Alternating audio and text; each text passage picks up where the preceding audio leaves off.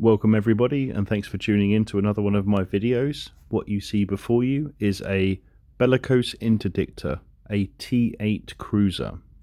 I am very excited about this ship, and I feel that I've been somewhat let down by the Drake and the Caracal Sniper, so I've been very much in need of a pick-me-up, and I believe this ship delivers. So let's have a look at this ship, what it can do, how it works, and find out all we need to know. The Bellicose Interdictor is a ship which specialises in a warp disruption field. Looking at the ship attributes, for every level of advanced propulsion jamming per level, you will receive a 5% bonus to target painter effects, so that will improve the signature radius of the ship itself, a 5% bonus to target painter optimal range, and a 5% bonus to the actual bubble, the warp disruption field effective range. In addition to this, you'll receive a 5% bonus to medium missile and torpedo velocity affecting the range, and a 10% bonus to medium missile and torpedo damage, which is huge. That's a massive amount. That's a 50% bonus with max skills, making this ship truly formidable.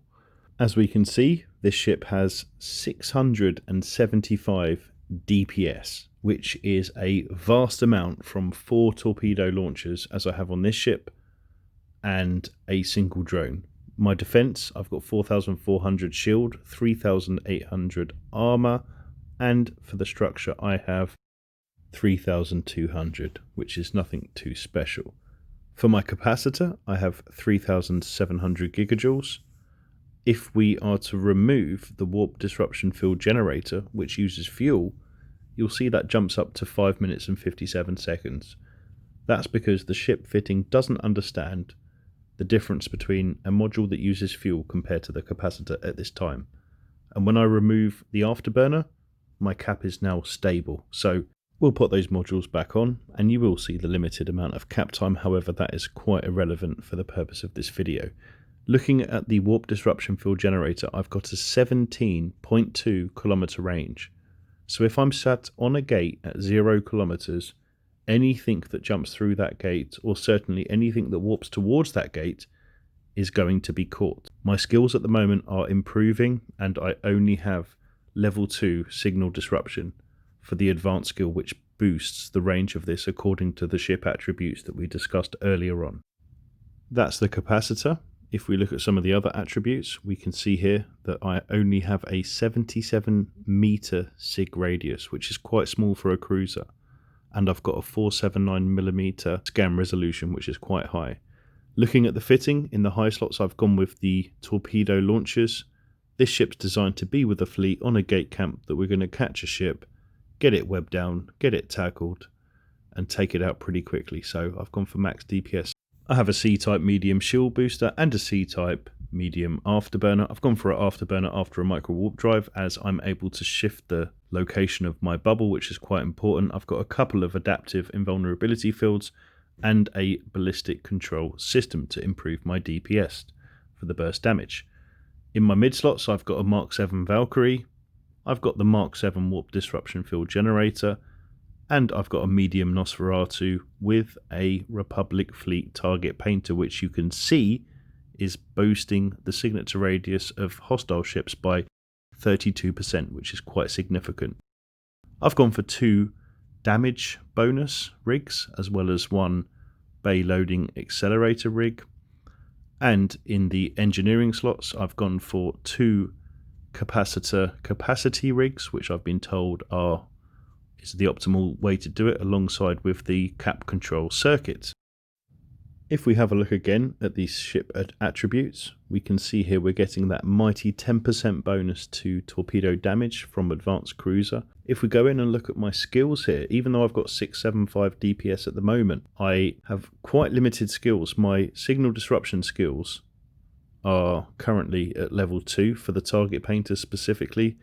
Not sure if any of you were aware, but once you go past the basic skill, the advanced skill does actually boost the target painter effectiveness, so the signature radius increase, which is quite significant. And as you can see here, my advanced cruiser command skill is only at level 3. I'm not a cruiser specialist. I'm more tailored towards frigs and battle cruisers at the moment, so If you had that advanced skill to 4 or even 5, you could be sitting at around 750, even higher DPS on this ship, which is absolutely staggering. That's going up to DPS levels of faction cruisers. This is not a faction cruiser, and it is a fraction of the cost, but it can certainly move quickly. It can have a very good tank. It has the same slots as a Caracal Sniper. People were going on about the Caracal Sniper having more slots. Well, guess what? This ship has the same slots, it's the same price, but my goodness, does it do the job better. Also to note, the reason people go for faction cruisers is because they have a special utility advantage. This ship has a utility advantage of the target painter bonus. So this is very much win-win for me. I've warped in now to a advanced encounter, just a 1.5 million-isk mission one, but we've got some battle cruisers, some cruisers, and some smaller ships, and we're going to engage them just to see what our damage application is like. Of course, because I'm in high sec, I've swapped out the warp disruption field generator for a stasis webifier, as if I was in a fleet, let's face it, I'm going to have somebody webbing the target for me anyway. This is just to give you an inclination of what the damage application looks like. And as you can see here, I'm really not struggling to put the DPS down on all of these ships in this encounter. This ship just is phenomenal. I could not praise it enough. I thought the Bellicose Covert Ops was amazing. Well, this ship is the Bellicose Covert Ops on another level. It is absolutely phenomenal. So potent. This is the boring part. But again, some of you want to see what kind of damage it does and how it works. So let's have a look through this now and see how well we can apply the DPS to these ships.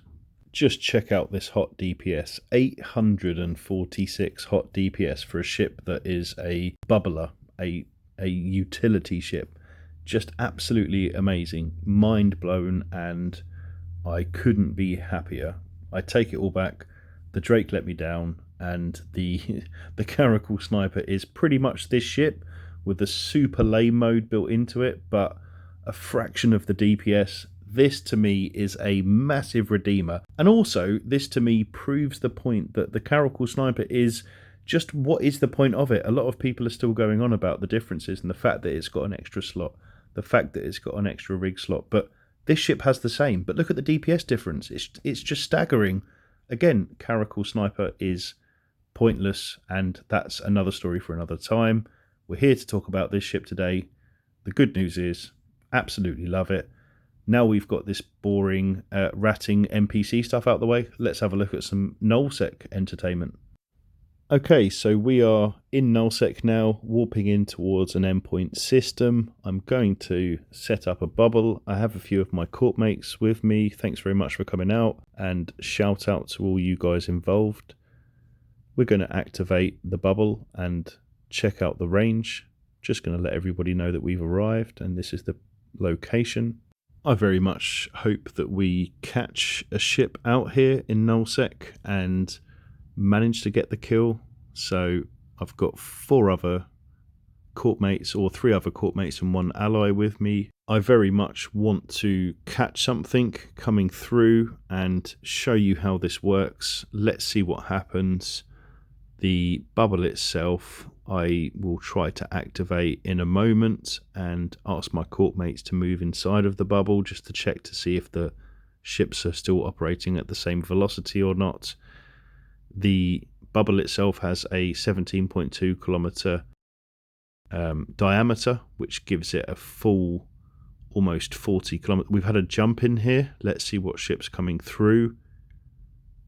I'm on the gate, or I'm a bit far away from the gate. I better approach in this case, as he might uncloak on the other side. What's it going to be? We've got an Oracle, a T8 battlecruiser. I'm locking him down. He's within the bubble. He cannot move. He can't go anywhere.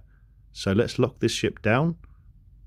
I'm going to approach, as obviously when I approach the Oracle, the bubble itself moves direction.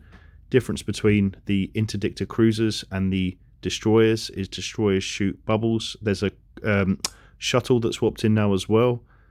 The destroyers shoot smaller bubbles, which you can strategically place in a few directions, but they don't move. My ship here can approach targets, of course increasing the bubble range around them. And this Oracle is going down. I've got all my other ships here. So he's down. We've taken out a Oracle, which is my first Oracle kill. Amazing, so happy. Locking down now this shuttle. I've also never killed a shuttle, so 2 firsts for me here in this video. And it looks like we've got him. We're going to take him down now, get him webbed up. Target painter going. Yep, and he is down. So we've taken out a couple of ships here. That is absolutely fantastic. This ship is just amazing. It's so good. Unbelievably good. I couldn't be happier. And again, with better skills, my radius and diameter of the bubble is going to increase. I should be able to get out to 20 kilometers, making a complete cross width or diameter of the bubble 40 kilometers, which means anything jumping through a gate should be caught. And again, the damage is just unreal. I'm very much happy with this ship. I hope everybody else here that's been watching this video has enjoyed and thinks that this ship's good. I hope the other factions ships are equally as good, but I have a big smile on my face. And yes, let's have a look at the kill mail itself now, see what the kill mail looks like.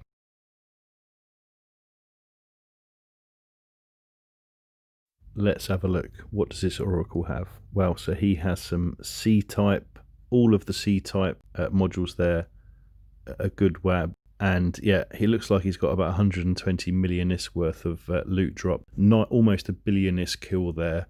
I hope you guys have enjoyed watching this. Thanks very much for watching. And if this video has helped, please like and subscribe. Thanks very much, guys.